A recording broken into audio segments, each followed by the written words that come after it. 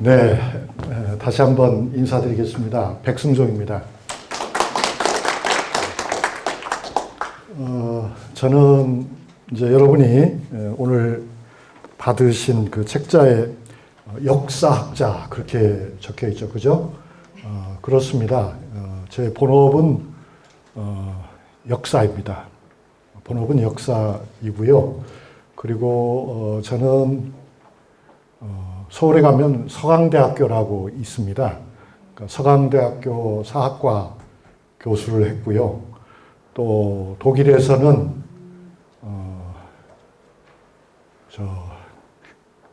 튜빙겐 대학교에서 제가 교수를 했습니다. 그리고 보훔 대학교와 베를린 자유대학교에서도 학생들을 가르쳤습니다. 그래서 저더러 누가 그래요? 우리 백승종 교수님은 수박이다. 수박을 요즘은 나쁜 뜻으로 많이 쓰던데요. 저는 그렇게 나쁜 뜻으로 사용하는 것이 아니고, 겉은 한국 사람인데 속은 유럽화가 다 돼 있어. 그렇게 한국에서는 얘기하고요. 그 다음에 유럽에 가면은 아니야. 말은 서양말을 하시지만 속은 아주 동양적이야. 그렇게 얘기를 합니다. 제가 서두에 이 말씀을 드리는 까닭은 있죠. 그러니까 우리는 어쩌면은 우리가 현대를 살고 있잖아요. 그러니까 여러분이나 대부분의 시민들은 논어, 맹자, 대학, 중용 이른바 사서, 삼경은 그만두고 사서를 제대로 공부할 기회는 없었습니다. 학교에서 배우지 않으니까요. 그렇긴 하지만 우리 가슴 속에는 어떻다고 생각하십니까, 여러분? 우리 가치관 속에는 이미 그런 육아의 사상이 나도 모르는 사이에 깊이 박혀 있어요. 그러니까 그렇게 본다면 동양이냐 서양이냐 하는 모습은 즉 동양적인 것은 한국적인 것, 고전적인 것, 서양적인 것은 서구적인 것, 현대적인 것 그렇게 봤을 적에 저만 그런 것이 아니고 실은 이 자리에 계시는 우리 모두가 그런 양면을 가지고 있는 것 같습니다. 우리는 대단히 한국적이면서도 우리는 대단히 전통적이면서도 현대적 또는 서구적 지향을 가지고 있다. 이건 참 저는 좋은 일이라고 생각합니다. 그러니까 서양 사람은 서양적이기만 하지 동양적인 특성을 갖고 있지 못하잖아요. 그런데 우리는 매우 동양의 전통에 익숙하면서도 서구적인 것도 열심히 공부해서 잘 알고 있다. 그러니까 두 개의 세계를 넘나들 수 있다는 점에서 참 좋은데요. 그래서 이 강의도 저는 여러분과 함께 여러분을 우리의 고대의 그죠? 과거의 사유 체계 속으로 한편으로는 안내하지만 다른 한편으로는 현대인의 입장에서 보려고 합니다. 그리고 특히 철학적인 면에서 이야기를 깊이 하기보다는 역사적으로 중용의 이야기를 하려고 합니다. 그러면 역사적으로 중용의 얘기를 한다는 것은 어떤 것이냐면 가령 이제 제가 4번에 걸쳐서 강의를 하게 되는데요. 저와 함께 4차례 강의를, 중용에 관한 강의를 분이 함께 듣고 함께 생각하게 되면은 중용이라고는 책이 지난 500년 동안 우리 할아버지와 할머니들에게 어떤 영향을 주었는지를 좀 선명하게 이해하실 수 있을 것 같습니다. 그게 이제 첫 번째고요. 그 다음에 두 번째로는 중용에는 오늘날 우리가 쓸만한 구절이 무엇이 하는 것도 조금은 아시게 될 것 같습니다. 이미 알고 계시기도 하지만 다시 한번 확인하기도 하고 조금 더 확장할 수도 있어요. 그 다음에 그와 동시에 그런 중용의 사고방식을 가지고 우리가 현재를 살아간다는 것은 우리에게 어떤 의미가 있는지도 좀 생각해 볼 수 있을 것 같아요. 그러니까 우리 할아버지 할머니들에게 이 책은 무엇이었지? 이 책에는 본래 무엇이 담겨 있지? 그리고 이 책을 통해서 우리는 우리 삶을 어떻게 조금 바꿀 수 있을까? 개선할 수 있을까? 미래지향적으로 나아갈 수 있을까를 함께 생각하는 그런 시간이 되겠습니다. 그래서 이제 내용이 궁금하신 분들은 이 책을 뭐 사셔도 좋고 빌려보셔도 좋은데 제가 아직 검색해 보지는 않았습니다만 구미에 있는 여러 도서관에도 이 책이 아마 있을 거라고 생각합니다. 이 책은 제가 쓴 책인데요. 1919년에 쓴 책인데 제목이 그렇거든요. 중용, 조선을 바꾼 한 권의 책.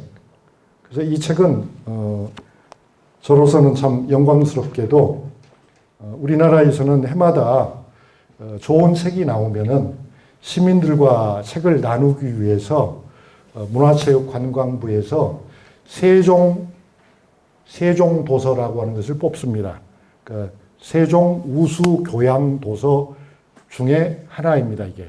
그래서 세종 우수 교양 도서가 되면은 사실상 전국에 있는 뭐 한 1000개 정도의 도서관에 국가에서 그냥 줍니다. 그래서 아마 구미에도 있을 거라고 생각하고요. 저는 돈을 많이 벌었겠네요. 그죠? 그래요. 뭐 돈이 중요한 것이 아니라 사실 제가 지금까지 쓴 책이 좀 되는데요. 엊그저께 한번 정리하는 뜻에서 국립중앙도서관에 가서 국립중앙도서관 서울에 있죠. 국립중앙도서관에 가서 책 하면서 제 이름을 딱 저자 이름으로 쳐봤어요. 그랬더니 국립중앙도서관에 제 이름으로 된 책이 64권이 있더라고요. 박수 한번 쳐주십시오, 여러분. 그 중에 한 권입니다. 그 중에 한 권이지만 저에게는 64분의 1로서가 아니고 매우 중요한 의미가 있는 그런 책입니다. 왜냐하면 제 삶에 오늘부터 4차례에 걸쳐서 우리가 얘기할 중용이라고 하는 책이 제 삶에 굉장히 많은 역할을 했다고 저는 봅니다.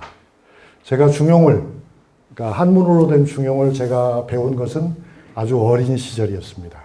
그러니까 저도 여러분의 상당수가 그러하듯이 그야말로 전통적으로 글을 하는 집안에서 태어났기 때문에 어렸을 때 배웠습니다.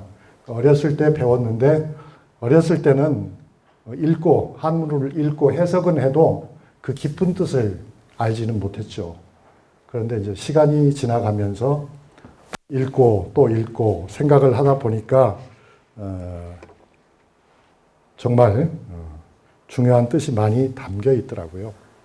자, 여러분, 중용 많이 들어보셨는데 그런 말 하잖아요. 이 사람이 중용을 지켜야지. 너무 한쪽으로 쏠리면 안 돼. 그런 이야기들 하시죠. 그죠? 나는 중용의 길을 가겠다.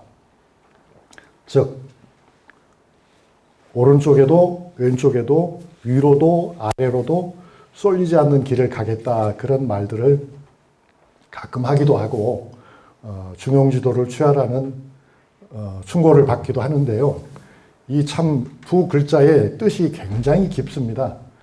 중이라고 하는 뜻은 단순히 중간치라고 하는 의미가 아닙니다, 여러분. 여기서 말하는 중간이라고 하는 중이라고 하는 의미는요.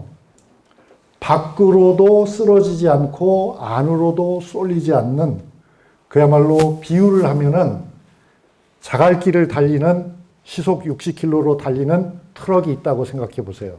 그 트럭 뒷칸에서 잡을 것이 아무것도 없는 상태에서 지금 막 차는 이렇게 뛰고 있죠. 그런데 중심을 잡고 가만히 서 있는 그것이 바로 중입니다.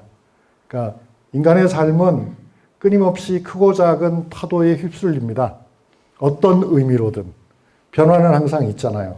그런 변화 속에서도 외부에 매달리지도 않고 그렇다고 껍질을 뒤집어 쓰고 안으로 숨지도 않는 그러한 상태가 바로 중의 상태입니다. 그 상태를 어느 한순간만 유지하는 것이 아니라 처음부터 끝까지 그 상태를 놓치지 않는 것. 그것이 중용의 중입니다.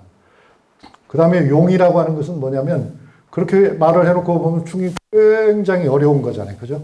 어마어마하게 어려운 것인데 그 어마어마하게 어려운 것을 공부한 사람은 어떻게 살아야 되느냐?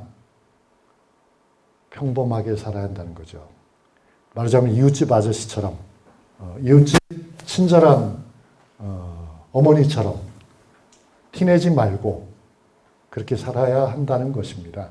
그러니까 그런 중용의 삶을 제가 아는 한에서 우리 역사 속에서 가장 철저하게 잘 실천한 인물이 누구냐라고 여러분이 저에게 물으신다면 저는 퇴계 이황 선생이다. 그렇게 대답을 하겠습니다. 그러니까 퇴계 선생 여러분 다 좋아하시죠? 그죠?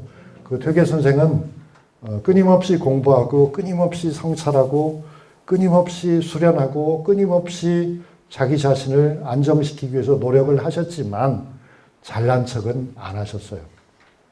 그래서 시골에서 가만히 사실 적에는 고을에 관청의 하인들이 퇴계 선생을 봤을 때도 저분이 저렇게 우리나라 제1의 학자다, 우리나라 최고의 인물이다라는 것을 몰라볼 정도였다는 것이죠. 그래서 그냥 동네 이웃 아저씨 대하듯이 아전들이 그렇게 뭘 모르고 퇴계 선생에게 말을 걸었다. 그럴 정도였어요. 공부를 많이 했으니까 막 번쩍번쩍 빛이 나고 막 그 칼처럼 날카롭고 그런 것이 아니고 속은 그렇게 공부가 잘 됐지만 겉으로 보기에는 평안하고 인자하고 평범하고 그런 상태가 바로 중용이었다. 그리고 그걸 문자로서만이 아니고 실천으로서 한 분이 바로 퇴계 이황 선생과 같은 분이라는 것이죠. 오늘 강의에서는 제가 이 세 가지 말씀을 주로 하려고 해요. 요점은 세 개예요. 그러니까 이제 서두에 말씀드린 것처럼 중용 그 자체를 공부하기도 하지만은 그러나 이제 큰 흐름은 역사를 쫓아가면서 중용 얘기를 제가 하려고 하거든요. 우리나라의 중용이라는 책이 언제 들어왔겠어요? 삼국시대에 들어왔겠어요? 통일신라 때 들어왔겠어요? 뭐 알 것 같기도 하고 모를 것 같기도 하고죠. 우리나라에 중용이라는 책이 처음 들어온 것은 고려 말입니다. 왜냐면은 여러분이 아시다시피 중용이라고 하는 책은 그 이전에는 얘기에 들어있는, 얘기라는 책이 있죠. 얘기라고 하는 책 속에 들어있는 한 편의 글밖에 아니었어요. 그러니까 얘기 속에 있는 n분의 1이었어요. 그런데 중용을 딱 떼가지고 독립된 책으로 만들고 이것이 훌륭한 책이다라고 선언한 것은 성리학자들이었어요. 그 성리학자들은 송나라 때 사람들이잖아요. 우리나라로 따지면 고려시대죠. 그러니까 고려 한 중기쯤에나 중용이라고 하는 책이 중국에서도 인기를 끌기 시작했던 거예요. 그런데 이제 잘 아시는 것처럼 성리학이 우리나라에 본격적으로 수용이 된 것은 14세기거든요. 그때 이제 여러분이 잘 아시는 안향, 그 영주에 가면은 그 안 선생을 기념하는 풍기에 가면은 서원이 있잖아요. 백운동 서원, 소수 서원. 예, 그렇죠. 그 다음에 이제 교과서에 보면 안향과 백이정이 성리학을 전했다. 저도 백승정입니다. 예, 할아버지네요. 그래서 이제 그렇게 성리학을 원나라 때 우리는 본격적으로 받아들였기 때문에 중용이라고 하는 책은 14세기에 한국에 들어왔고 중용을 14세기에 읽은 사람은 거의 없었어요. 거의 없었어요. 이 중용을 한국인이 본격적으로 읽기 시작하는 것은 15세기에 들어가서입니다. 15세기에. 15세기부터 중용은 선비는 누구나 읽어야 하는 책이 되었어요. 그래서 오늘 강의 요점에서는 바로 그 15세기에서부터 16세기 초까지 중용이라고 하는 책이 우리 역사에서 어떤 역할을 했는가, 이거를 이렇게 세 가지로 나눠서 말씀드린다는 거죠. 하나는 뭐냐면은 이제 15세기 말쯤 되면, 15세기 후반쯤이 되면 중용이라고 하는 얇은 책은 이 책은 법 위에 놓이게 된다 하는 것이죠. 그러니까 단순히 읽어야 하는 고전 정도가 아니라 현행 법에 우선하는 고전이 돼요. 그게 이제 하나 제가 드릴 말씀이고요. 두 번째로는 15세기 후반, 16세기 초가 되면은 이제 중용은 그 당시에 여러분이 잘 아시는 살인파 있죠. 살인파 하면은 영남 살인파를 여러분 떠올리지 않으세요? 그죠? 가령 우리가 지금 금오산 아래에 있습니다만 길재 선생에서부터 비롯된 훌륭한 학파가 있잖아요. 여기에 이제 김숙자, 김종직 이렇게 내려가는 큰 흐름이 있잖아요. 그 흐름 속에서 그분들이 중용에 딱 주목해가지고 중용을 현대적인 말로 하면은 정치적 이념과 정치적 도구로 삼게 돼요. 그러니까 이제 조선에서는 중용은 법 위에 있을 뿐만 아니라 정치의 지표가 되는 겁니다. 삶의 지표가 되는 겁니다. 그래서 이제 16세기쯤 되면은 누구나가 다 중용을 공부해야 되는 그런 상황이 됐기 때문에 우리가 폭군이라고 하는 연산군 같은 사람도 사화를 일으킬 때조차 중용을 통해서 자기가 사화 일으킨 것을 합리화하는 그런 흥미로운 상황이 벌어집니다. 이제 중용은 모두의 중용이 되는 것이죠.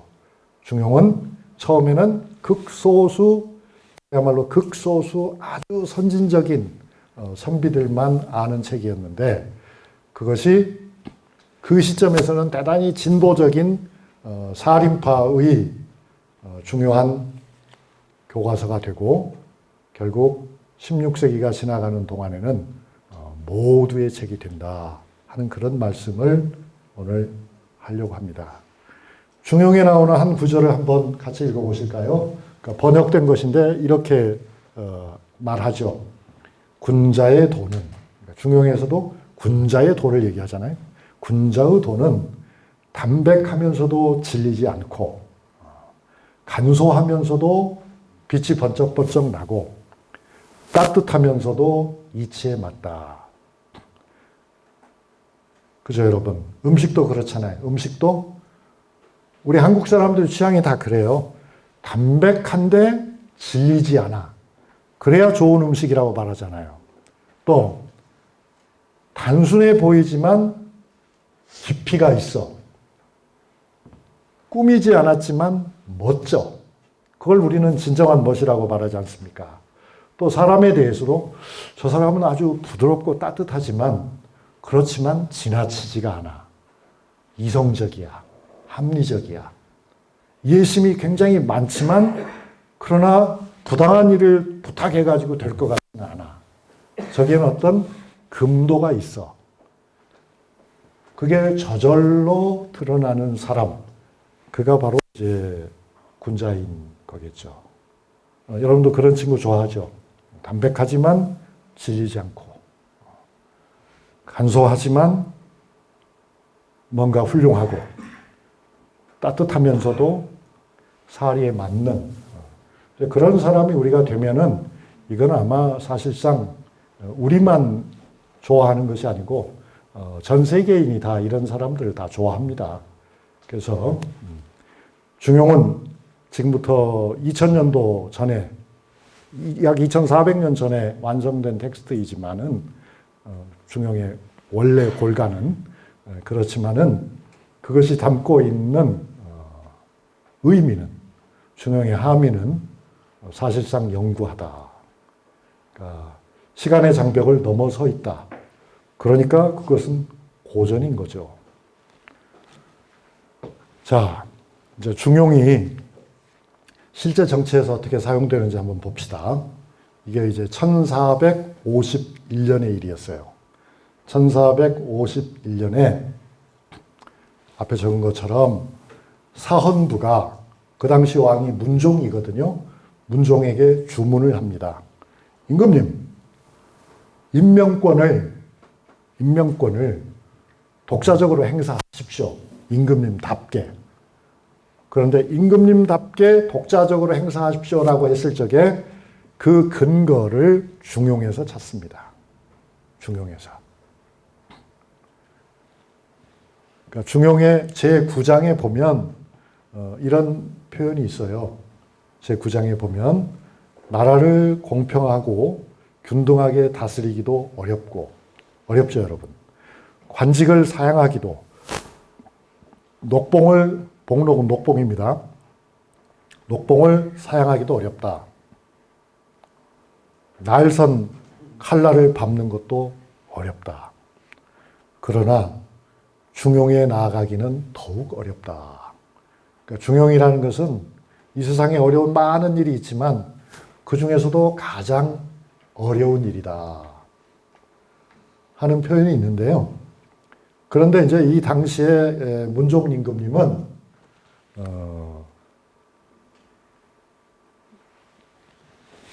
초상화가 없어서 텔레비전에 나오는 탤런트의 모습을 가져왔습니다. 문종 임금은 세종 임금님의 큰아들이잖아요. 그죠? 그런데 공부는 잘했지만 제가 실록을 쫙 읽어보니까 문종 임금은 성격이 굉장히 약했어요. 그리고 세종 임금님도 이 문종 임금을 자기 아들이지만 왕으로 만들었지만 걱정이 되게 많았어요. 왜냐하면 이 문종은 무지무지하게 내성적이었어요. 그러니까 내성적일 뿐만 아니라 아주 부끄러움을 잘 타고 아주 우유부단했어요. 근데 지금 여기서 이제 신하들이 문제 삼은 것은 그 우유부단함을 문제 삼은 거였어요. 그 당시 이제 경상도에 어느 고을에 원님 자리가 하나 비었어요. 그래 누구를 이제 그리 보낼까 왕이 고민을 하고 있는데 대신 중에 어떤 사람이 김아무개를 추천했어요. 그러니까 문종 임금이 그래 김아무개를 경상도 아무아무 고을에 원님으로 보내놓으라 라고 했어요. 그런데 그 다음날 다른 대신이 들어와가지고 임금님 그 김아무개는 적격이 아닙니다. 저는 이 아무개를 추천합니다.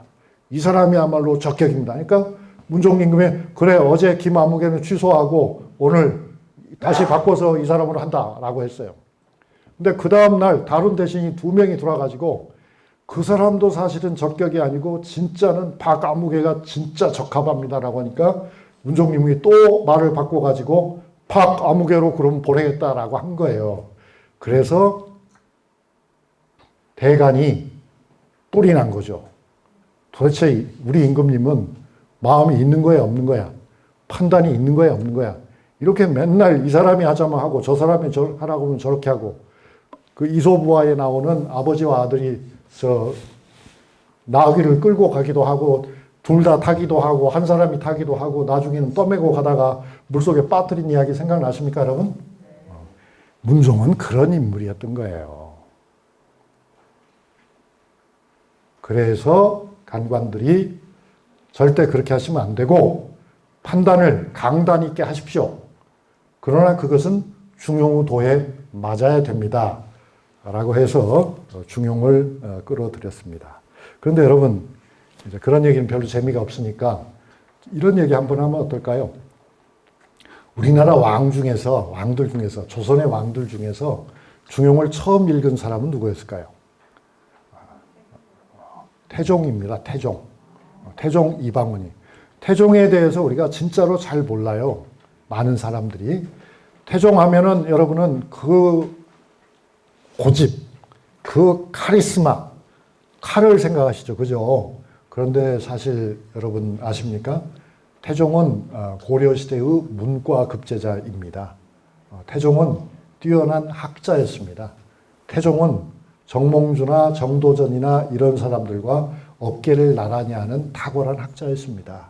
그래서 그가 왕이 되고 나서 처음 경연에서 임금님을 위한 세미나죠. 특별 세미나에서 우리 중용을 한번 읽어보자 해서 중용을 읽기 시작합니다. 그러면 여러분 하나 더 뭐 이런 작은 지식도 들어두면은 괜찮아요.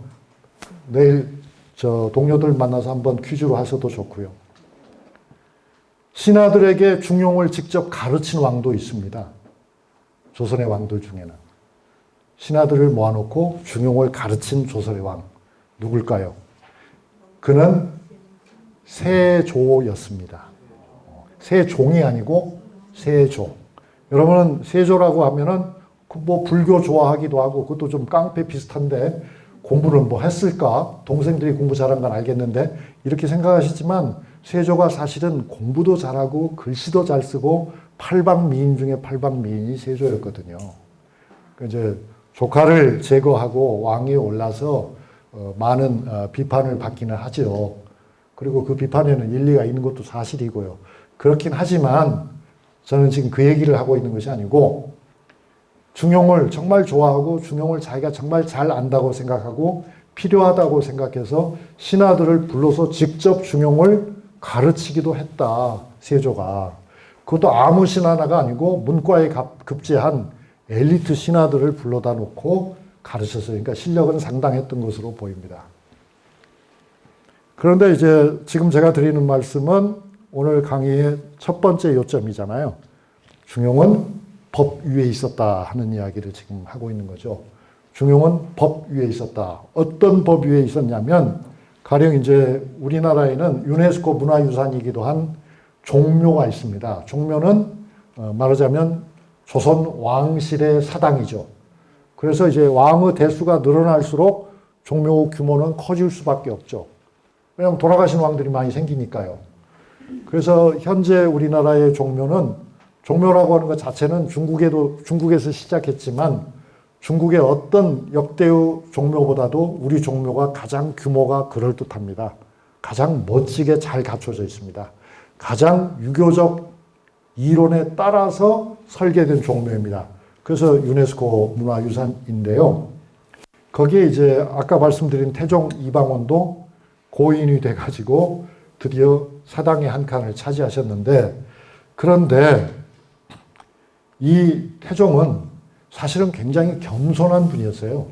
겸손한 분이어서 자기가 죽기 전에 자기 자신의 위패를 모실 사당을 종묘 안에 만들었어요.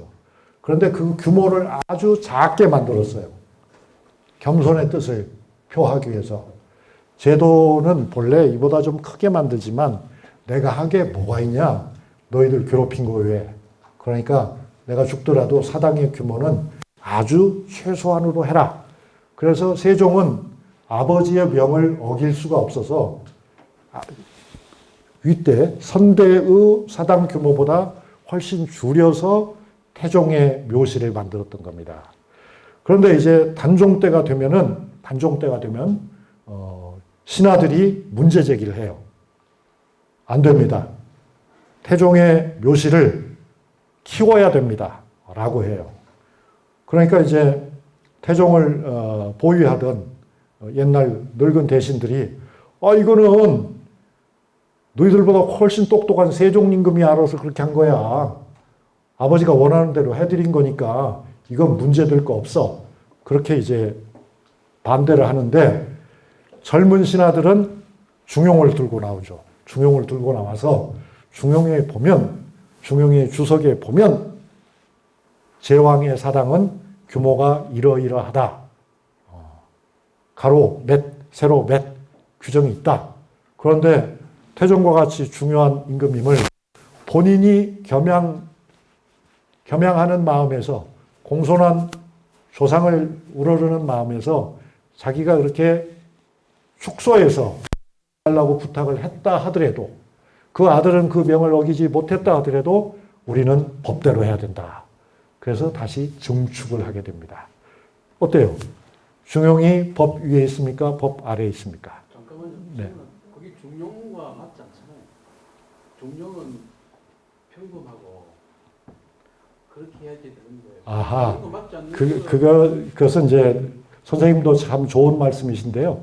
그게 중용과 맞지 않는 것이 아니라 어떤 제도라고 하는 것은 또 있는 거잖아요. 그 제도를 잘 지키는 것이 사실은 중용의 길이기도 한 거죠. 그래서 이제 우리는 이제 이렇게 선생님은 아주 현대적으로 날카롭게 분석을 하시지만은, 그게 바로 이제 옛날 사람들이 법을 이해하는 거하고 현대인이 법을 이해하는데 이런 차이가 보이고 있는 것입니다. 그 이유가 뭐냐면 중용이 법위에 군임한다는 이유가 뭡니까 이게? 그러니까 선생님, 이해가 뭡니까? 선생님 그러니까 이해를 못하시면 이따 쉬는 시간에 질문하시고요. 지금은 제 강의 시간이니까 선생님 말고 다른 분들도 계시니까 좀 가만히 계시면 좋겠습니다. 촬영 중이어서 네네. 나중에 질의응답 시간이 따로 그래요, 그래요. 그러니까 이제 중용이 법 위에 있다고 하는 것은, 법이라고 하는 것은 현실 세계를 지배하는 법을 말하는데, 그런 법 위에서 고치도록 하는 그런 역할을 했다는 것이죠. 그래 이제 단종은 그렇지만 여러분이 아시다시피 슬픈 운명을 맞이하게 되죠. 여러분이 보시다시피 여기 어디입니까? 예, 영월에 있는 청룡포라고 하죠. 그래서 이제 이 단종의 죽음을 둘러싸고는 여러 가지 슬픈 전설도 있고 또 단종의 시신을 끝까지 잘 지켰다고 하는 어몽도라고 하는 이제 호장의 전설이 전해오죠. 그래서 이제 후대에는 단종이 다시 복유가 되면서 단종이 돌아가셨을 때는 노산군 밖에 안 됐지만 나중에 이제 추증을 해가지고 단종이라고 하는 이름을 하게 됩니다. 자, 그렇게 해서 이제 중용은 우리 국가를 운영하는 데 있어서 매우 중요한 고전으로서의 자리를 얻게 되는데요. 중용 공부를 누구보다도 열심히 한 왕이 나오게 됩니다. 그 왕이 바로 성종 임금이십니다. 그래서 이 성종 임금님은 우리가 조선왕조 실록을 보면은 그러니까 왕들은 경연이라고 하는 것을 하잖아요. 경연을 하는데 성종이 제위에 있던 동안에 20여 년 동안에 중용을 제가 조사해 보니까 한 4번 이상 공부를 하신 것 같아요. 그러니까 여러 가지 책들을 물론 돌아가면서 하지만 이렇게 3번, 4번씩 되풀이해서 공부하기는 쉽지 않거든요. 그러니까 그만큼 중용을 중시했다고 알 수 있는데요. 성종 때에 중용을 깊이 이해하고 잘 해석해주는 학자들이 여럿 있었습니다. 그들의 상당수는 세종이 기른 학자예요. 그러니까 세종 임금은 다른 점에서도 훌륭하지만 지금 제가 말씀드리려고 하는 자원은 경전을 깊이 연구하는 학자를 본격적으로 키운 것이 세종이었습니다. 그러니까 세종 이전에는 유교의 경전을 전공한 학자가 거의 없었어요. 그래서 이제 태종 때 여러분이 변계량이라고 하는 분 아시죠? 변계량이라고 하는 분이 사실은 태종이 왕일 적에 제안을 해요. 우리나라의 선비들이 경전을 깊이 모릅니다. 그래서 이 경전을 누군가는 전공을 해야 됩니다. 누구는 논어를 잘하고 누구는 맹자를 잘하고 모든 경전을 다 달통하기는 어렵습니다. 그렇게 사람을 뽑아서 했으면 좋겠습니다. 라고 했을 때 태종은 그 제안을 받아들이지 않았어요. 받아들이지 않았는데 세종 때가 되면서 왕은 변계량의 그 주장에 의미가 있다고 생각해요. 그래서 이제 뛰어난 젊은 학자들을 뽑아서 그 권채라든가 남수문이라든가 이런 여러 학자들이 있는데 그런 학자들에게 여러분 이제 사가독서라는 말 아시죠, 여러분? 사가란 말은 휴가를 준다 그 말이에요. 말하자면 요즘으로 하면은 안식년인 거죠. 일체의 공무에서 해방을 시키고 공부를 마음껏 할 수 있는 그런 기간을 충분히 줘요. 이제 그런 방법으로 학자들 많이 길러내서 그 학자들이 이제 성종 때쯤 되면은 조정에 가득했죠. 그래서 이제 왕이 시간 가는 줄 모르고 저녁 늦게까지도 공부를 해요. 그런데 조선왕조실록에 보면 둘째 줄에도 보이지만 이 성종이 왕이 되기 전에도 이미 유진에게서 중용을 배운 적이 있었습니다. 그러니까 그때 이제 참 인상적으로 잘 배웠기 때문에 조금 전에 이제 질문하신 분은 가령 이제 제 설명을 들으니까 이해가 안 된다. 그렇게 말씀하신 거잖아요. 그런데 아마 성종 임금은 유진이라고 하는 학자 설명을 들었을 적에 이해가 너무 잘 됐던 거예요. 그래서 왕이 된 다음에도 다시 불러가지고 그때 그 좋은 이야기 다시 한번 해달라고 그렇게 해서 또 공부를 하게 됩니다. 이제 그런 공부를 하면서 유진은 중용집석이라고 하는 책이 있는데요.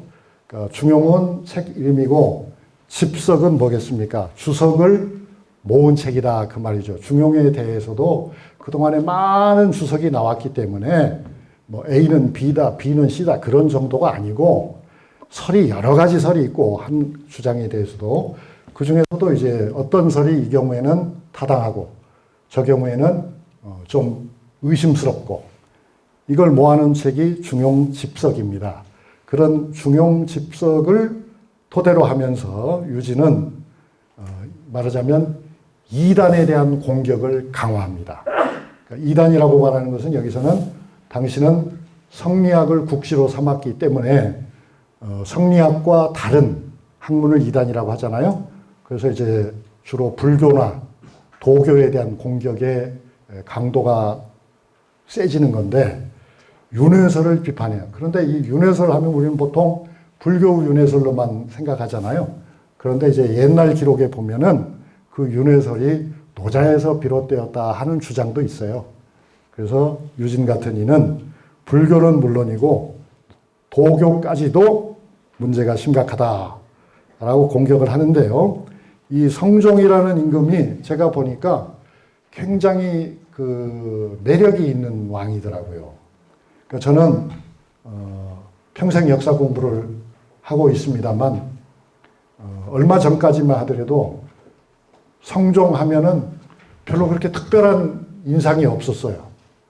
뭐 태종, 세종, 우리가 다 아는데 세조 분명한 개성이 있는데 성종 뭐지? 성종에 대해서 별로 생각나는 게 없는데 그 시절에 문물이 완비된 것 위에 뭐가 있을까?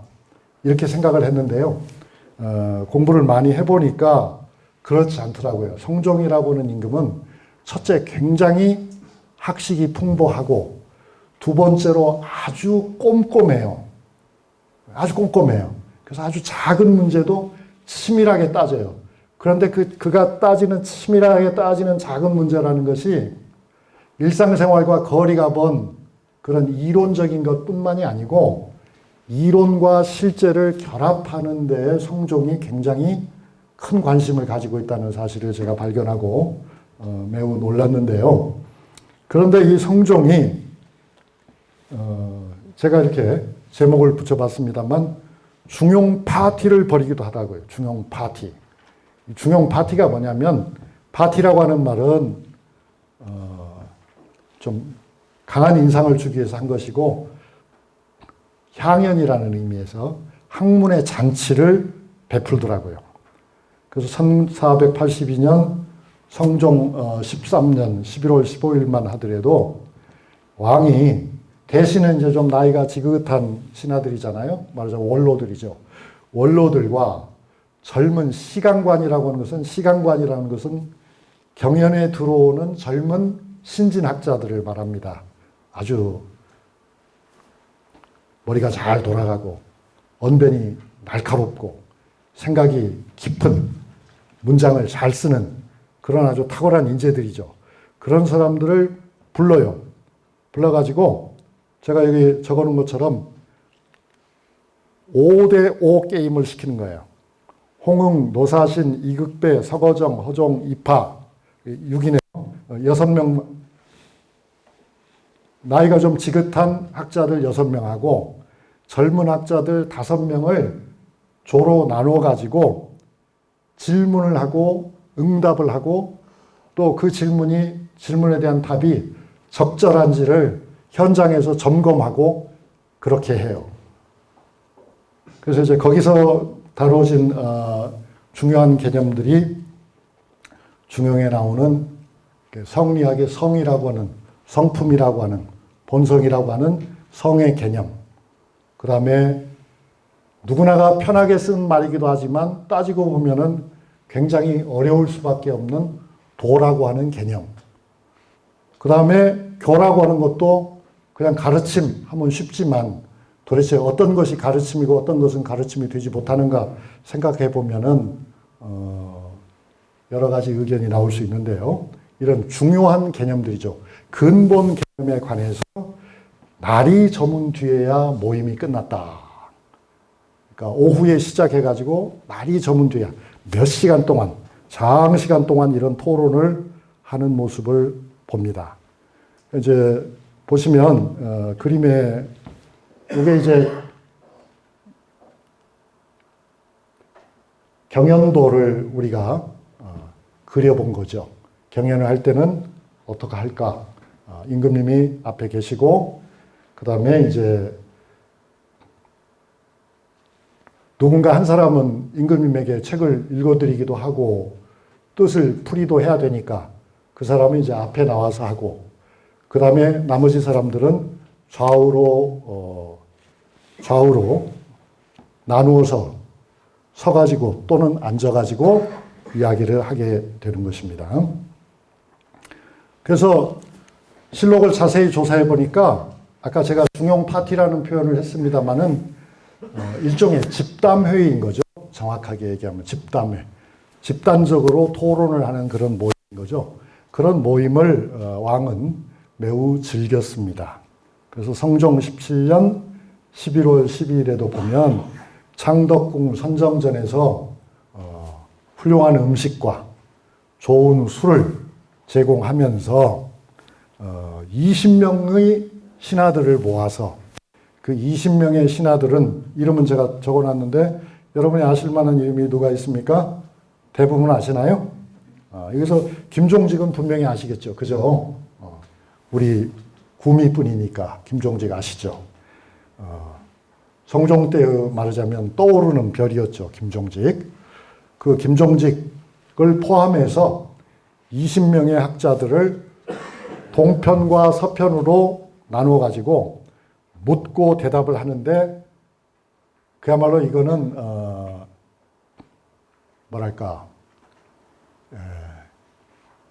중용의 한 부분만을 공부한 게 아니고 그날은 아주 그냥 작정을 하고 중용의 맨 첫 줄에서부터 맨 마지막 장까지를 논점을 정리해 가면서 토론을 길게 했습니다. 그러면서 이제 이 토론에 곁들여 가지고 중국의 역사를 또 대입시키는 거예요. 그러니까 이런 어떤 개념에 부합되는 중국의 왕은 누가 있었을까? 과연 그가 훌륭한 왕이었나? 아니면 어떤 점에서 부족했나? 또 우리가 통념상 알고 있는 좀 부족한 왕은 정말 그렇게 부족하기만 했을까? 등등 그런 입체적인 논의를 하는데 그 논의가 중요한 까닭이 뭐겠어요? 그 논의가 중요한 것은 임금님이 즉 성종이 이와 같은 중용에 관한 총체적인 논의와 그 역사 속에서 중국 왕들의 잘잘못을 따져봄으로써 자신이 나아갈 길을 뚜렷하게 정리하고 싶어 했다 하는 것도 알 수 있고요. 그 다음에 이제 그 토론하고 있는 선비들을 비롯해서 조선의 선비들의 출처라고 하죠. 출처. 출이라는 말은 벼슬을 하러 나가는 것을 출이라고 하고 처라고 하는 것은 벼슬을 그만두고 집에 들어와 있는 걸 처라고 하잖아요. 그러니까 가령 이제 길재 선생 같은 경우에는 고려 말에 벼슬을 버리고 금오산 밑에 숨으셨으니까 처를 잘 하신 거죠. 그러니까 나갈 때 나가고 물러설 때 물러서는 것을 잘 하셨기 때문에 훌륭한 후학을 길러서 영남의 사림들이 이후 수백 년 동안 조정에서 중요한 역할을 할 수 있도록 그렇게 하신 거 아니겠습니까? 그런 이제 출처의 의미를 되새기는 자리가 되었다. 아까 여러분이 잘 아시는 전필제 김종직 선생의 흉상입니다. 부산대학교에 가면은 전필제 연구소가 있어요. 그래서 왜 부산대학교에서 김종직 선생을 이렇게 모시는 걸까요? 그것은요, 이 아버지인 김숙자 선생이 여기 그 당시에는 선산이죠. 구미 선산, 선산뿐이지만은 그분에게 일생에 불행한 일이 있었어요. 혹시 아시나요? 어떤 불행한 일이 있었냐면은 이혼을 했거든요. 이혼을. 김숙자 선생이 이혼을 했어요.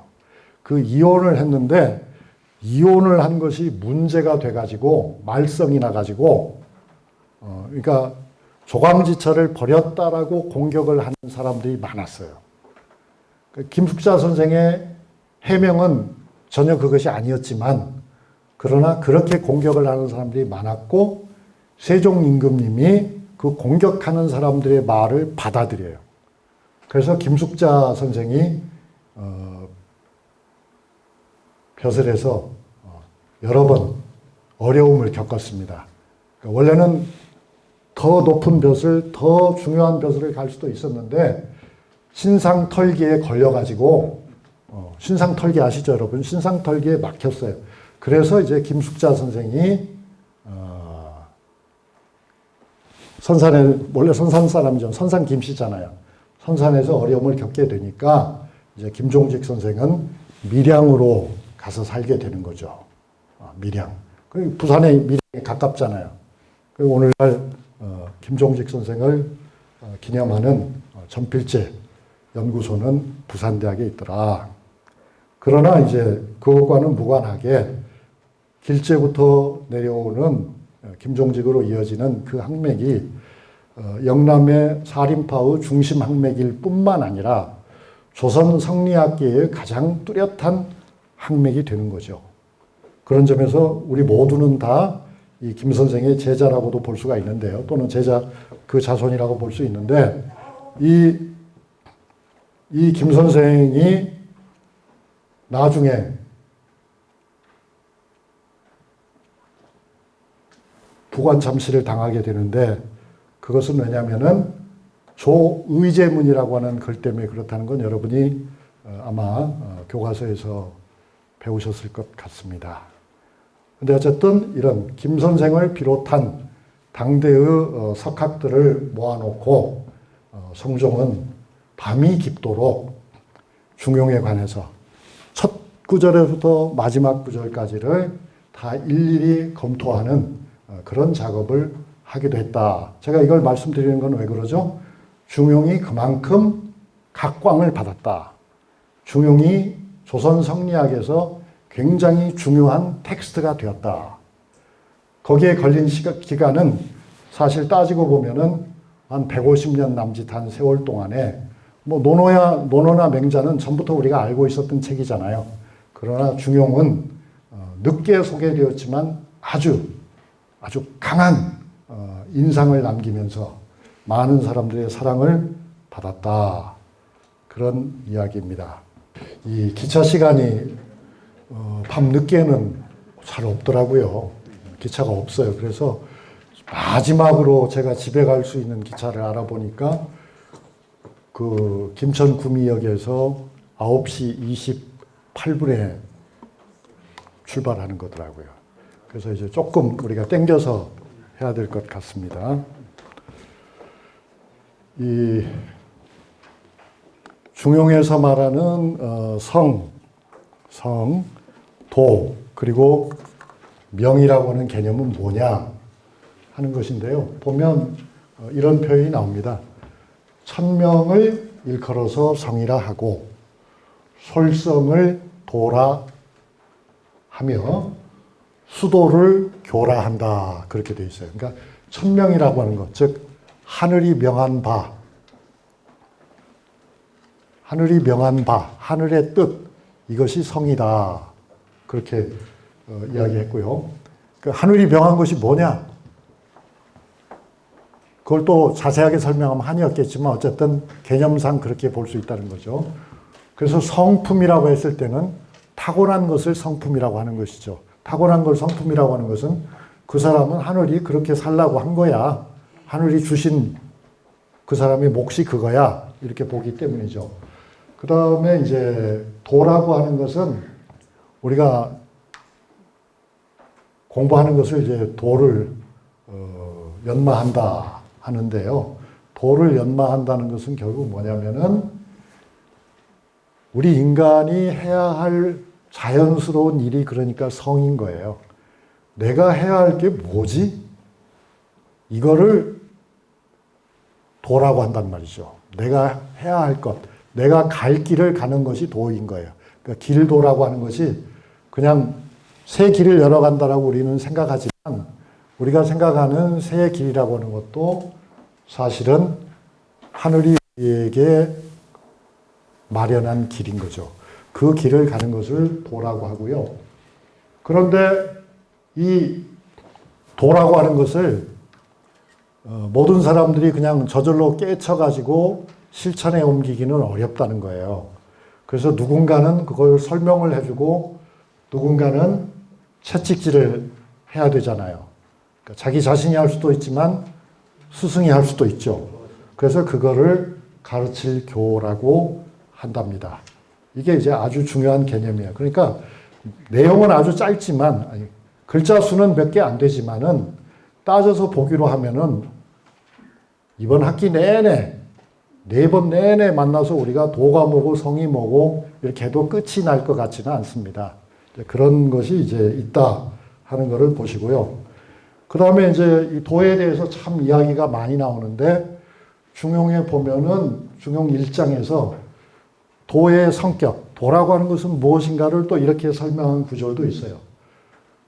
도라고 하는 것은 잠시도 떨어질 수 없는 것이다.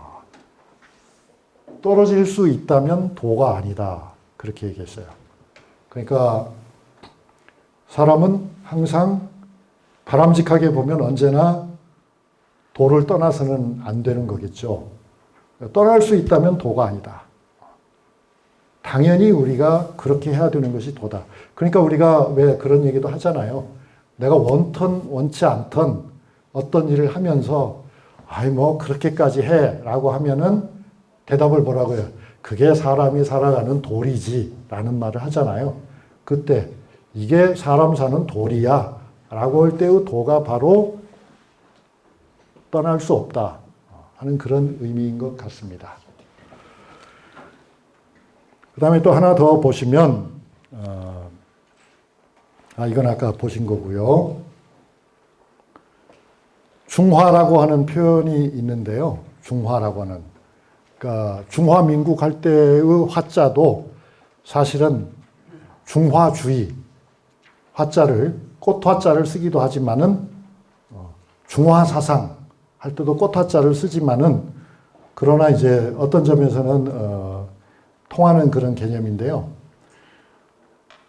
치중화면 그랬어요. 중과 화에 이르면 그랬어요. 중과 화에 이르면 군자가 중과 화에 이르면 천지유연 그랬어요. 천지가 제자리를 잡는다.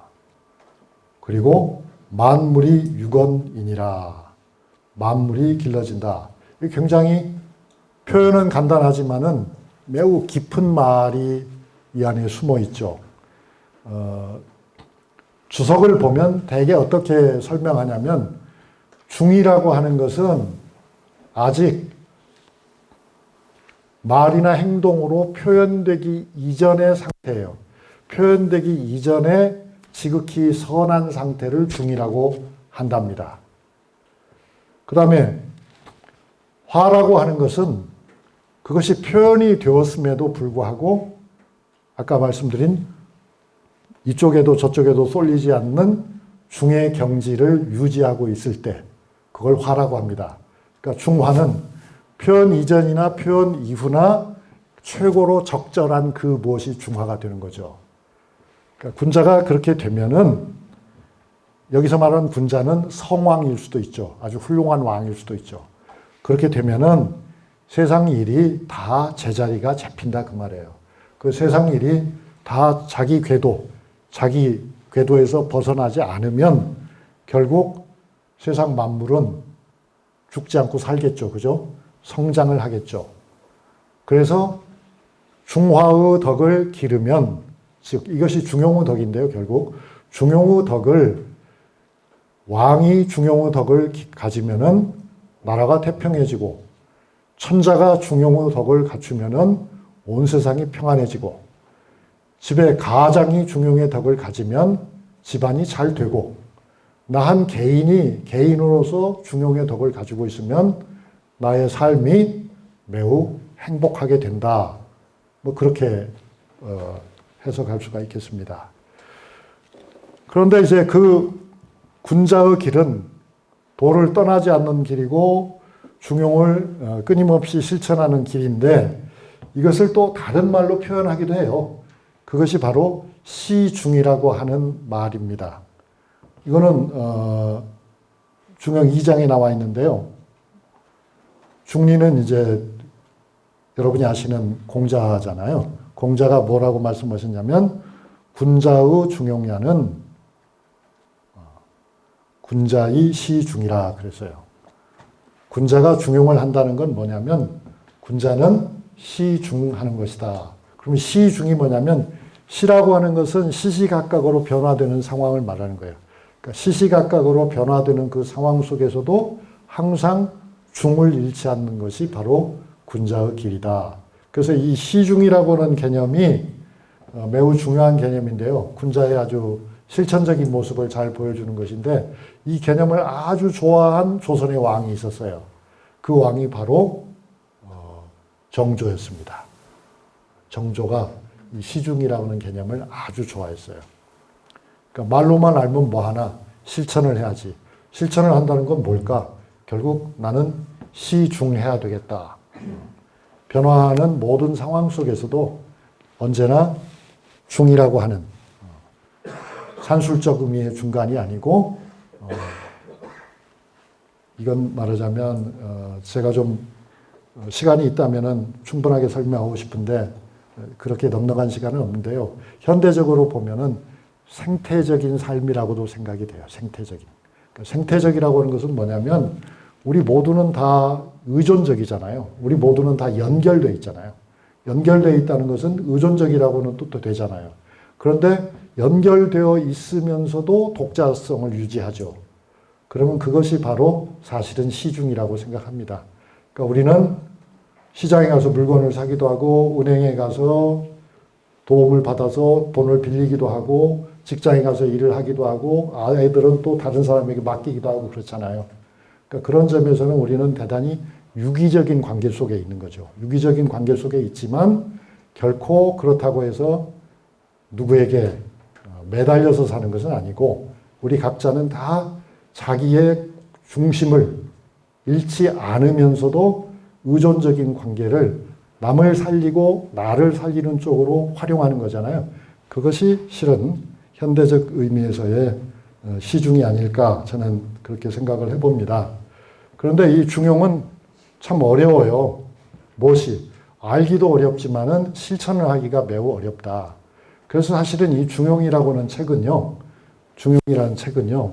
그 성리학에서도 학자들에게 사서를 공부할 제일 중요한 책이 사서잖아요. 그죠?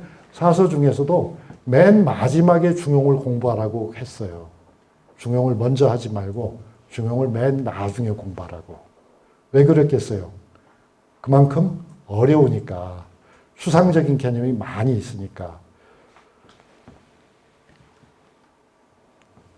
중용이 어려울 수밖에 없죠. 왜냐하면 공자가 하신 말씀을 들어보면 중용 4장에 이런 말이 나오거든요. 도가 행하여지지 않음을 내가 안다. 즉 중용이 실천되지 않고 있음을 내가 안다. 지혜로운 사람은 지나치고 어리석은 자는 미치지 못한다. 그렇게 표현했습니다. 그렇죠. 지혜로운 사람은 하나를 알려주면은 열이 아니라 20을 아니까 지나칠 수가 있죠. 중용을 벗어날 수가 있죠. 또 부족한 사람은 이해가 안 되니까 제대로 실천할 수 없는 건 당연한 일이고요. 그래서 이 중용이라는 것은 쉬워 보이면서도 어렵고, 어려워 보이지만 불가능한 일은 아닐 것 같다 하는데요. 여기까지만 이제 공부하고 다시 본래 장으로 돌아가겠습니다. 이걸 한 까닭은 뭐냐면, 그래도 중용 공부를 하는데 중용에 어떤 내용이 나와 있는지를 수박 겉핥기식으로라도 좀 보았으면 좋겠기에 매 시간 몇 개씩 보려고 합니다. 거기에 이제 이런 중요한 표현이 나오죠. 군자는 화이 분류하노라. 여기서 분류는 다른 데서는 부동이라는 표현도 나오죠. 화이 부동이라는 표현 여러분 아시잖아요. 그러니까 군자는 조화를 이루면서도 휩쓸리지는 않는다. 그거예요. 군자는 다른 사람과 대척점에 서 있지는 않아요. 존중하고 하모니를 추구해요. 그러나 그렇다고 해서 그를 그냥 무턱대고 쫓아가거나 의존하는 것은 아니다. 그런 말씀입니다. 좋아요. 이제 여기까지 중용 명구를 좀 살펴봤고요. 이제는 다시 1장으로 돌아가서 보겠습니다. 그러니까 이제 성종 때 그렇게 공부들을 많이 하는데요. 그런데 그 이야기를 들어보니까 그렇게 그냥 동편, 서편으로 나눠가지고 한참 얘기할 때 보니까 중용 제13장에 나오는 충서라고 하는 개념에 대해서 많이들 토론을 하더라고요. 그러니까 중용을 실천하는데 가장 핵심이 되는 개념이 뭔가를 가지고 우리 할아버지들이, 할머니들이 참 고민을 많이 해요. 그런데 대체적인 의견은 충과 서가 가장 핵심이 아니겠나 하더라고요. 충이라고 그러면 우리가 보통 충성충이라고 하는 것이죠. 그 다음에 서라고 하는 건 뭐겠습니까? 용서할 때의 서자겠죠. 그래서 이 충이라고 하는 것은 온 힘을 다, 그러니까 온 마음과 온 정성과 온 노력을 다 쏟아붓는 것을 충이라고 해요. 그러니까 나라에 충성을 바친다는 건 심지어 목숨까지도 내놓는 것을 말하잖아요. 그러니까 이 성리학적 개념으로 충은 반드시 임금님만을 위한 것이 아니에요. 반드시 외부에 있는 어떤 존재만을 위해서 헌신하는 것만이 충은 아니더라고요. 공부를 해보면은 외부의 대상에게 모든 것을 쏟아붓는 것도 충이지만 나 자신에게 모든 것을 쏟아붓는 것도 또한 충이라고 그래요. 그래서 그 충이라고 하는 것이 중용에 가기 위한 대단히 중요한 도구가 될 수 있다. 발판이 될 수 있다. 길이 될 수 있다 하는 거고요. 그 다음에 또 하나는 서예요. 서라고 하는 것은 바로 뭐냐면 너그러운 마음이거든요. 용서하는 마음이거든요. 그런데 그 용서하는 마음은 따지고 보면 어디에 있는 거냐면은 나도 그럴 수 있다라고는 자각에서 비롯되는 거예요. 그러니까 교만한 사람은 용서할 수가 없는 거죠. 겸손한 사람이 용서할 수 있는 거죠. 그러니까 가령 누가 나에게 말을 거칠게 했다 하더라도 받아들인 사람이 만약에 군자라면은 그래 나도 입장을 바꾸어서 생각해 보면 나도 내 마음에 안 드는 말을 할 적에 화를 낸 적이 있었잖아. 그러니까 저분도 아마 그런 거겠지. 그럼 내가 저분의 입장을 헤아려서 시비를 다툴 일이 아니라 일단 내 태도를 좀 바꿔야 되겠다. 저분을 좀 수용하는 쪽으로 가야 되겠다. 이렇게 하는 것이 바로 서입니다. 그런 것이 이제 가족 관계에서도 그렇고 직장 생활에서도 그렇고 모든 사물과의 관계가 다 그렇다는 거죠. 그러니까 한편으로는 온 마음과 정성과 노력을 다 하면서 다른 한편으로는 자꾸만 생기는 문제들, 남이 제기하는 브레이크, 반대, 저항에 대해서 그걸 그냥 받아치기보다는 그거를 포용하면서 이해하려고 노력하는 것. 이것이 결국 충서인데요. 그게 이제 없으면은, 그런 태도가 없으면은, 중용에 도달하기가 어렵다. 그런 이야기들을 선비들이 하는데, 그것은 제가 보기에 혀끝에서 나온 것은 아니고, 많은 고뇌를 통해서, 즉, 실천적으로 나온 발언이라고 저는 생각했습니다. 그래서 이제 중화와 충서가 중용의 큰 길이다 하는 이야기들을 성종 때 신하들이 어전에서 깊이 토론하는 것을 보았습니다. 이 글자를 한번 보십시오. 이게 보면은 이게 중자인 거는 그냥 쉽게 알 수가 있어요. 그죠? 그런데 이건 뭐 같습니까, 여러분? 이게 화자예요. 조화를 이룬다는 화자를 이렇게도 쓰더라고요. 보통은 이제 벼화를 바꿔서 벼화를 이쪽에 쓰고 여러분이 보시기에 왼쪽 편에 쓰고 그 다음에 입구를 왼쪽에 쓰잖아요. 그런데 이렇게 뒤집어서도 글씨를 씁니다.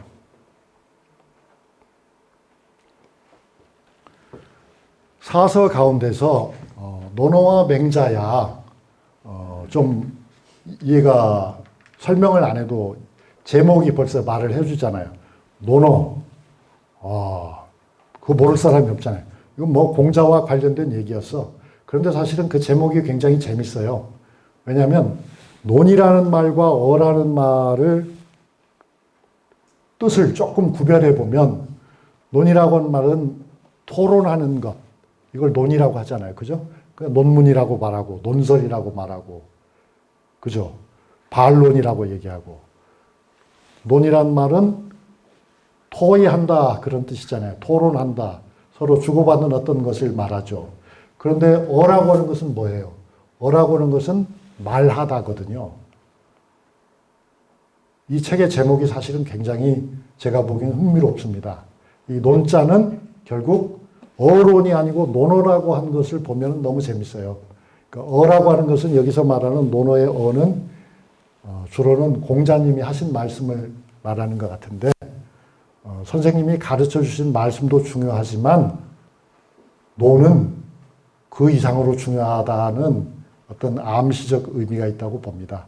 그 논이란 말은 선생님인 공자와 제자들 사이에 주고받은 이야기이기도 하고 제자들끼리 선생님이 없을 때 주고받은 이야기이기도 하잖아요.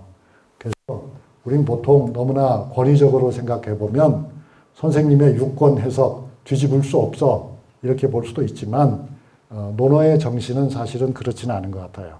논어의 정신은 진리를 향해서 가는 데에는 다양한 많은 의견이 있을 수 있고 그런 의견들이 서로 교류하면서 메타 차원, 한 차원 높이에 있는 의미를 발견하는 좋은 길이 될 수 있다 하는 것을 전제하고 있는 것 같습니다. 그래서 토론은 항상 중요한 거죠. 그러니까 논어.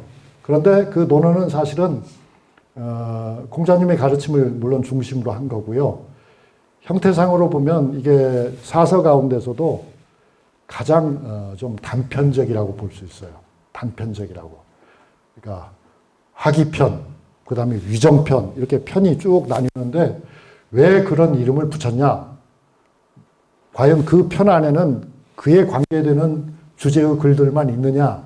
학자들이 조사해 본 결과 그렇지 않다는 거거든요. 그래서 그거는 뭔가 의미는 있지만 그렇게까지 질서정연하게 편성된 책은 아니에요.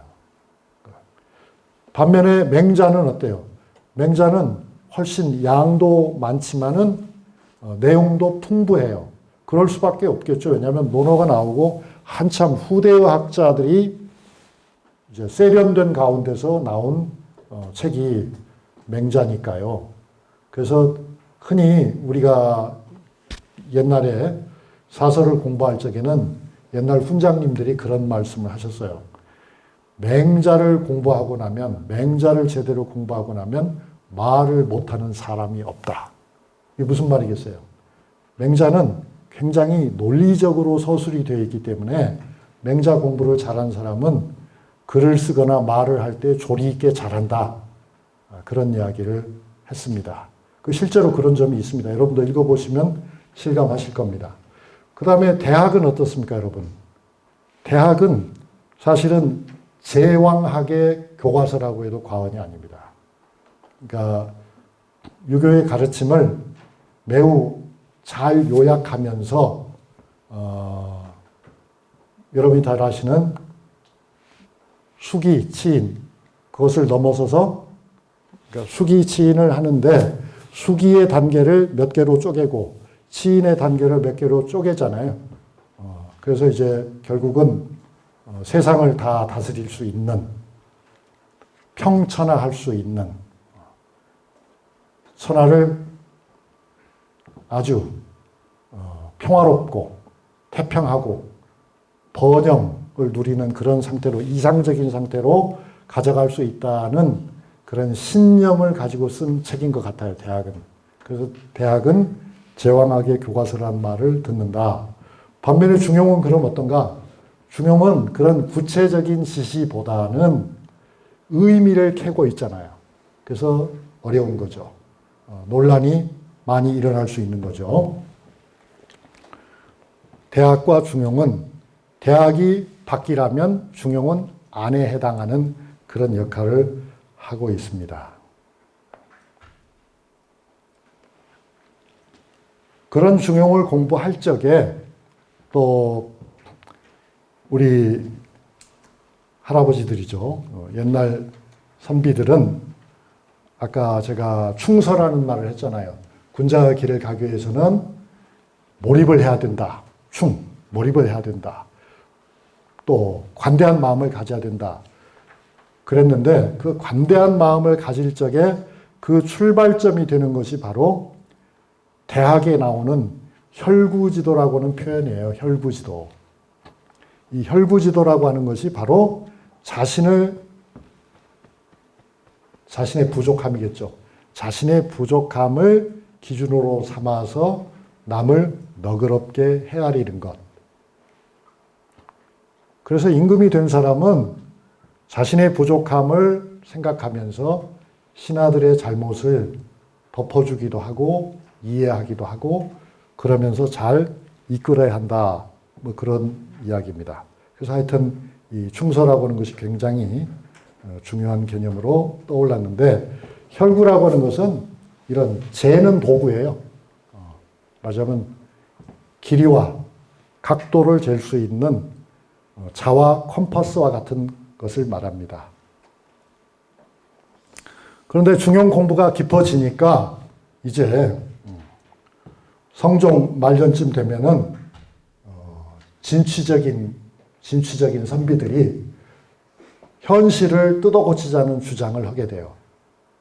그게 이제 정치 일선에서 중용이 큰 힘을 발휘하게 되었다는 걸 잘 보여주는데요. 구체적으로는 소격서를 폐지하라 이렇게 나옵니다. 우린 보통 일반적으로 소격서 폐지하면은 어느 때 크게 문제가 됐다고 알고 있어요? 중종 때 문제가 됐다고 알고 있죠. 중종 때 조광조 등이 소격서를 폐지하자. 그런데 사실 그 주장은 맞는 얘기지만 그 주장이 가장 먼저 떠오른 것은 이미 성종 때였어요. 성종 때 중용에 심취한 우리 선비들이, 중용에 보면 귀신장이 있거든요. 귀신에 관계된 내용이 나와요. 귀신. 그래서 이제 귀신이 뭐냐, 귀신을 어떻게 해야 되느냐. 그 귀신장은 나중에 18세기가 되면은 천주교가 다시 우리나라에 유행하게 되었을 때 그때도 다시 또 이 귀신장이 떠오른대요. 지금 그 얘기는 할 필요가 없고, 이달선이라고 하는 선비가 이런 이야기를 하죠. 귀신을 섬기는 것은 잘못이다. 그런데 당시 우리나라에는 도교 제사를 지내는 소격서가 관청으로서 존재하거든요. 이거는 이제 역사적인 결과물인 거죠. 중국의 역대 왕조에도 그런 기관이 있었기 때문에 우리에게도 있었던 겁니다. 또 여러분이 아실지 모르지만 제가 참 흥미롭게 생각한 것은 세종 때까지도 우리나라에는 이슬람 사원이 있었어요. 이슬람 사원이. 그래서 이슬람 사원을 철폐한 것이 세종입니다. 이슬람의 성직자죠. 이슬람의 성직자들이 자기들식의 옷을 입고 있고 자기들식의 제사를 지내고 있는데 그거를 세종이 못하게 해요. 못하게 하고 일반 사람들과 같이 결혼해서 같이 어울려서 살도록 해요. 이제 그렇게 이슬람이 들어온 거는 몽골의 영향이죠. 몽골 때에는 몽골 제국 원나라에 많은 이슬람 사람들이 와서 살았고 그들 중에 상당수가 또 고려까지 왔기 때문에 그런 일이 있었던 겁니다. 근데 어쨌든 이제 소격서도 폐지하라. 이거는 유교적인 제례법과는 다르다. 그러니까 국가의 법 위에 제가 중용이 있다는 것은 이제 이런 걸 말하는 거예요. 국가의 법 제도에는 제도상으로는 소격서가 당연히 있죠. 그런데 중용의 이치에 비추어 보면 불합리하다. 그러니까 없애라. 그래서 결국 왕이 굉장히 곤란함을 겪게 됩니다. 나중에는 이제 결국 없어지게 되죠. 그리고 당연히 이제 불교도 공격하죠. 이슬람이나 도교를 공격하는데 불교를 왜 가만히 놔두겠습니까? 그래가지고 이제 도첩제를 강화하라고 성종을 압박해요. 도첩제를 강화하라고. 그러니까 아무나 함부로 승려가 될 수 없도록 막으라고. 그때 성종의 태도가 굉장히 재밌어요. 성종은 매우 친유교적인 학자와 같은 그런 왕이었지만 그런데도 불교를 굉장히 또 옹호해요. 옹호하고 실록에 보면 그런 표현도 나와요. 스님들도 다 나의 백성이다. 어떻게 그들을 내가 함부로 할 수 있겠는가. 그래서 이렇게 젊고 혈기 뭐라고 하죠? 혈기방장한 혈기가 넘치는 그런 젊은 학자들이 그냥 유교적 이념에 따라서 없애라는 것도 왕은 그냥 슬며시 넘어갑니다. 당신들 말이 옳기는 하지만 옛날의 제도라는 걸 그렇게 쉽게 바꿀 수는 없겠지. 그 사람들도 내가 지켜줘야 돼. 이렇게. 도첩이라는 게 지금도 있더라고요. 보니까. 한 번이나 보신 적 있나요? 그러니까 이제 현재의 도첩은 일종의 스님들의 신분 증명서 같은 거여서 보시다시피 조계종단에서 발급한 도첩이에요. 그러니까 옛날 도첩은 국가에서 승려가 되는 것을 허락한 것이지만 지금은 스님들의 신분증을 도첩이라고 그렇게 하더라고요. 보세요. 절간의 승려도 내게는 백성이다. 소란스럽게 하지 마라. 그래서 성종은 신진 사류들의 견해를 받아들이면서도 그러면서도 기존의 제도를 바꾸는 것이 그렇게 쉬운 일은 아니다 하는 신중론을 펴게 되었습니다. 그러니까 이제 저는 이제 역사가로서 생각해 봤을 적에 성종은 균형점을 잡기 위해서 굉장히 노력을 많이 한 것 같습니다. 그러니까 전통주의자들의 요구, 옛날부터 해오던 제도를 그대로 하자고는 전통주의자들의 요구를 한편으로 받아들이면서 다른 한편으로는 이치에 따라서 뜯어고치자고 하는 사람들의 의견도 받아들이는데 성종은 그들이 서로 막 난투극을 벌이는 것을 원치 않아요. 그래서 그걸 적당히 조절을 해요. 그야말로 중용의 길을 가는 거죠. 그래서 성종 때에는 임금님은 인기가 있었어요. 늙은 대신들도 임금님을 좋아하고 젊은 신하들도 임금님을 좋아하고 불교에서도 임금님을 좋아하고 양반들도 임금님을 좋아하고 백성들도 좋아하고 나라에도 비축이 되게 많았어요. 나라에도 여축이라고 하나요? 남은 저축이 많았어요. 그런데 때로는 성종도 중용을 또 이용해가지고 젊은 신하들의 길을 꺾기도 해요. 그 젊은 신하들은 이념에 의해서 대신들을 공격하잖아요. 공부가 부족하다고 대신들을 공격하잖아요. 그럴 적에 이제 성종은 또 이런 말도 하죠. 너희들이 공부를 제대로 했다면 중용의 이 구절을 알지.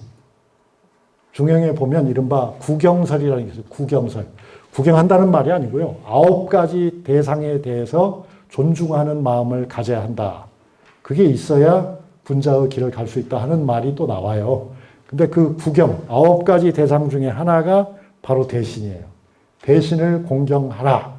대신을 공경해야 한다. 그런 구절이 나오거든요.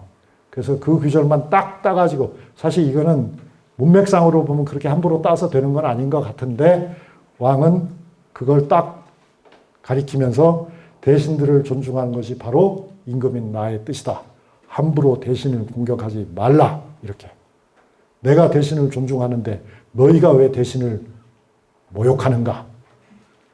그래서 좋은 점은 뭐냐면 성종 때에는 성리학은 성리학대로 굉장히 세력이 커가지만 살인파와 세력이 커가는 가운데서도 훈구파와 살인파가 부딪힌다, 안 부딪힌다?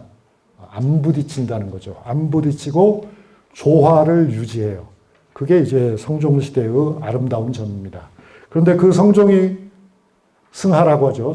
성종이 세상을 떠난 다음에 어떻게 돼요? 이 균형 잡기가 굉장히 어려운 것이 되어버리죠. 그러니까 사실 이미 이른바 훈구파와 이른바 살인파의 갈등은 커질 만큼 커진 거예요. 그러니까 다음 왕은 성종보다 훨씬 어려운 임무를 띠게 되는 거죠. 그 사람이 누구였습니까? 그 사람이 바로 연산군이었죠. 연산군은 이 숙제를 풀지 못해요. 이 숙제를 풀지 못하고 결국 연산군은 좌초합니다. 그래서 역사상에 오명을 남기게 되는 거죠. 두 세력이 결국 충돌하는 거예요. 그러니까 이제 사헌부 장령 김물이 연산군에게 하는 얘기를 보십시오. 이제 신하들은 왕을 아주 강하게 압박해요. 이 말을 들어보십시오. 중용과 대학은 성리를 논한 책입니다. 마음을 바르게 하고 몸을 닦는 근본입니다. 임금님께서도 낮에도 밤에도 공부를 게을리 마소서 이렇게 나오는 거예요.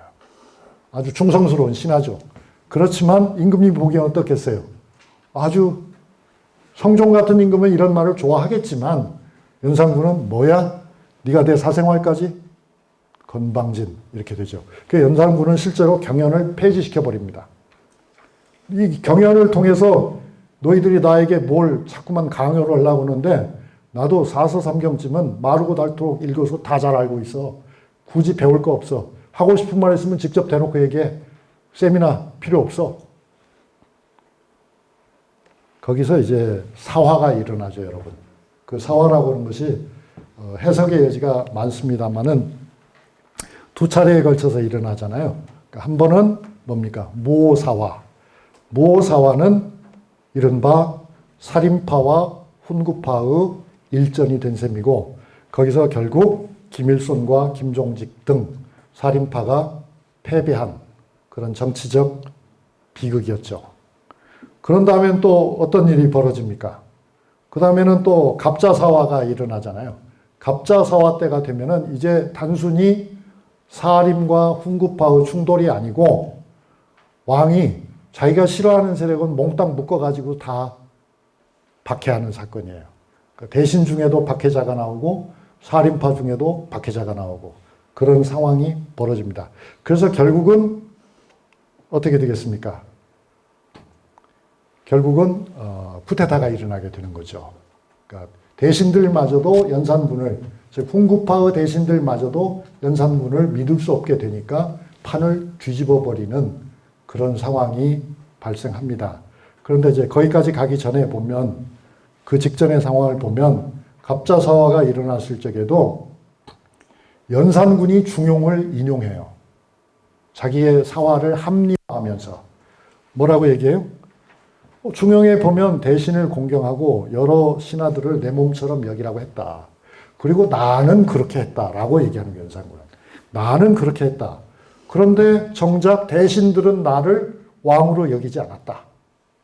신하들은 나를 왕으로 대접하지 않았다. 그래서 내가 이제 처벌을 하는 것이다. 이렇게 연산군은 자기 변명이겠죠. 자기 합리화 또는 자기 변명을 해요. 그러니까 이게 조선의 재미있는 점은 조선에서는 그렇게 왕도 어떤 행위를 했을 적에 근거를 명확하게 제시해야 됐는데 그 근거라고 하는 것이 뭐였다는 얘기예요. 그 근거라고 하는 것이 바로 클래식이었다는 거죠. 고전이었다는 거죠. 그 고전이라고 하는 것은 단순히 읽고 참고하는 책의 정도가 아니라 우리의 삶을 좌우하는 생애 중요한 결단을 내릴 수 있는 지침이 된다는 거죠. 그런 의미에서 저는 그것이 법 이상이었다라고 말을 하는 것입니다. 연산군은 아주 막 쏟아내거든요. 나를 돌보아주면 임금이고 나를 학대하면 원수다라고 했느냐 하면서 나는 너희들을 제대로 대우했지만 너희들은 도리로 나를 섬기지 않았다. 그래서 벌을 준다. 앞으로는 누구라도 이렇게 제대로 나를 접대하지 않으면, 대접하지 않으면 가만 놔두지 않겠다. 그러니까 이게 이제 거의 공포 정치 수준이 되는 거잖아요. 그죠? 그러면서 이제 뒤집어지는 겁니다. 연산군 밑에서 부귀영화를 누리던 일부 대신들이 연산군을 아웃시키는 거죠. 제거하고 어린 중종을 왕으로 삼았어요. 그것이 바로 중종 반정이었던 거고요. 그 사람들은 나중에 연산군과 성종에 대해서 인물평을 신하들이 하더라고요. 인물평을. 그러니까 두 왕을 다 겪어본 신하들이 뭐라고 얘기하냐면, 여기서는 이제 최숙생을 인용했습니다만, 최숙생이 뭐라고 하냐면, 성종 임금님은 진짜 훌륭한 임금님이었다. 임금님이 온화해서 신하와 임금들의 관계가 부자 관계도 같았고, 신하들도 진짜 아버지처럼 우러렀고 상하가 화목하고 진짜 좋았다. 그렇게 얘기를 해요. 친절하고 정말 베스트 이렇게 얘기해요. 그러면서 연산군은 어떠냐면은, 연산군은 경연 폐지하기 전에는 경연을 습관적으로 했는데 그때도 한마디도 얘기를 안 했대요. 듣고만 있고. 근데 듣고만 있는데 편안한 표정으로 듣고 있는 게 아니라 아주 불편한 표정으로 듣고 있었던가 봐요. 그래서 말을 하는 사람들이 다 덜덜 떨었대요. 그래서 여기 표현에 하면 신하들이 왕을 승냥이나 범처럼 두려워하였습니다. 결국 반정이라는 화란이 오고야 말았습니다. 이렇게 말하면서 중종에게 이제 길을 사실상 강요하는 거죠. 당신은 연산군의 길을 가지 말고 당신은 성종의 길을 가라. 이렇게 지도를 하는 겁니다. 그래서 이제 저는 중용이라고 하는 책으로서 보는 것도 좋지만, 중용이라고는 뭐 그건 논어나 맹자를 가지고 봐도 마찬가지인데요. 그 모두를 한꺼번에 보기엔 시간도 부족하고 제 역량도 부족하니까 중용이라는 책의 역사를, 책이 어떻게 수용되고 있었는가를 보면 조선의 정치, 조선의 사회, 조선의 문화가 한눈에 들어온다고 생각합니다. 여기에 이제 마지막 하나를 보시겠습니다. 오늘 강의에서 마지막으로 여러분과 공유하고 싶은 중용의 한 인상적인 구절이 있거든요. 아마 아실 거예요. 이게 한번 읽어보면 이렇습니다. 중용의 길이죠. 작은 일도 무시하지 않고 최선을 다해야 한다. 작은 일에도 최선을 다하면 정성스럽게 된다. 정성스럽게 되면 겉에 배어 나오고, 겉에 배어 나오면 이내 밝아지고, 밝아지면 남을 감동시키고, 남을 감동시키면 이내 변하게 되고, 변하게 되면 생육된다. 그러니 오직 세상에서 지극히 정성을 다하는 사람만이 나와 세상을 변하게 할 수 있는 것이다. 이렇게 되어 있어요. 어떻습니까, 여러분?